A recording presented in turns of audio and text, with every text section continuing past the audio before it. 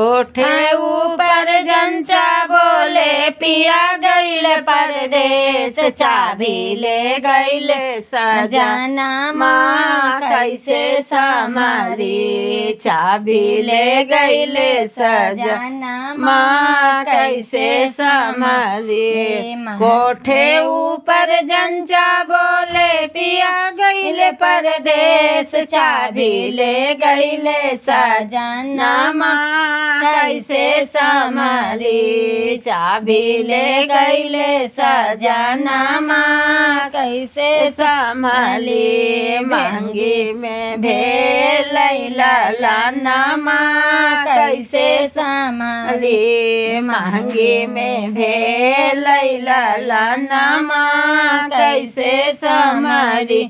सासु जो आई हैं देवा मनई है वो भी मांगे नेग। सासु जो आई हैं देवा मनई है वो भी मांगे नेग। नेग जोग के बात नहीं है पिया गईल परदेस, चाबी ले गईले सजना माँ कैसे संभाली। चाबी ले गईले सजना माँ कैसे संभाली। कोठे ऊपर जंचा बोले पिया गईल परदेस, चाबी ले गईले सजना माँ कैसे संभाली। चाबी ले गईले सजना माँ कैसे संभाली। महंगी में भेल लाना माँ कैसे संभाली। महंगी में भेल लाना माँ कैसे संभाली।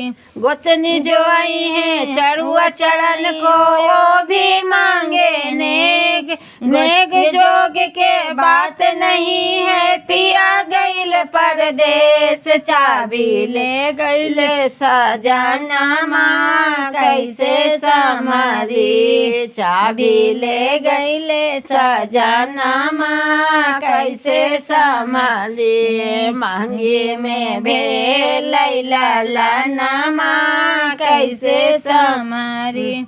ननद जो आई हैं अखिया अंजन को वो भी मांगे नेग। ननद जो आई हैं अखिया अंजन को वो भी मांगे नेग। नेग जोग के बात नहीं है पिया गईल परदेस, चाबी ले गईले सजना माँ कैसे संभाली। महंगी में भेल लाना माँ कैसे संभाली। महंगी में भेल लाना माँ कैसे संभाली। देवरा जो आई हैं बंसी बजाई हैं वो भी मांगे नेग।